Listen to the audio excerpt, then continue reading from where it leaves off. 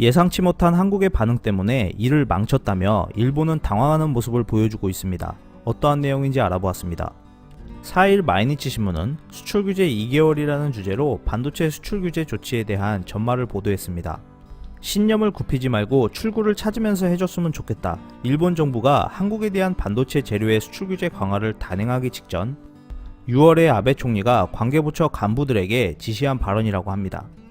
마이니치 신문에 따르면 아베 총리가 지난해 10월 한국 대법원의 강제징용 판결과 관련해 한국 측이 문제 해결 움직임이 보이지 않자 대항 조치를 발동할 방침을 알리고 한국을 움직이게 하기 위한 일종의 경고 차원이었다고 했습니다.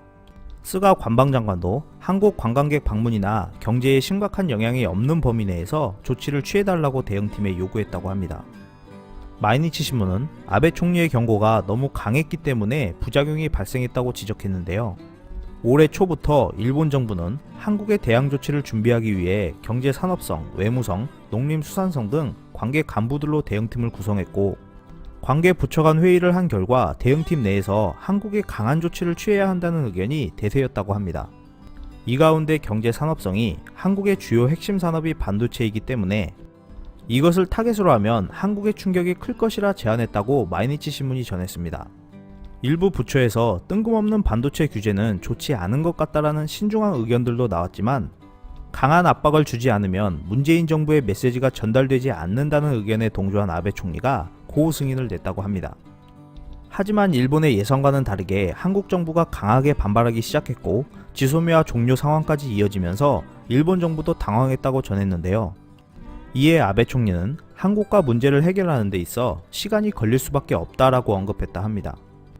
마이니치 신문은 일본 정부 내에서도 아베 총리 의견과 같은 기류가 이어지고 있다고 전하면서 문재인 정권에서는 관계 개선이 어려울 것이다 라고 했습니다.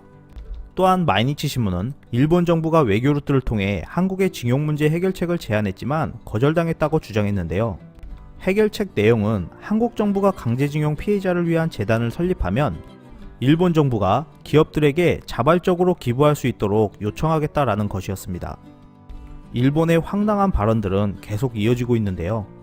한국이 지소미아 종료 카드에 이어 일본을 화이트리스트에서 제외한다는 대응 조치를 발표하자 3일 경제산업성은 근거 없는 자의적인 보복 조치로밖에 생각하지 않을 수 없다라고 주장하면서 한국의 배제 이유를 설명하라고도 요청했었습니다.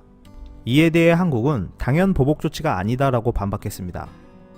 겉만 주려 했는데 한국이 보복 조치를 했다고 하는 일본의 주장이 어디까지 설득력이 있을지 또 어떤 이상한 방법으로 난관을 극복하는지 지켜봐야 할 것 같습니다.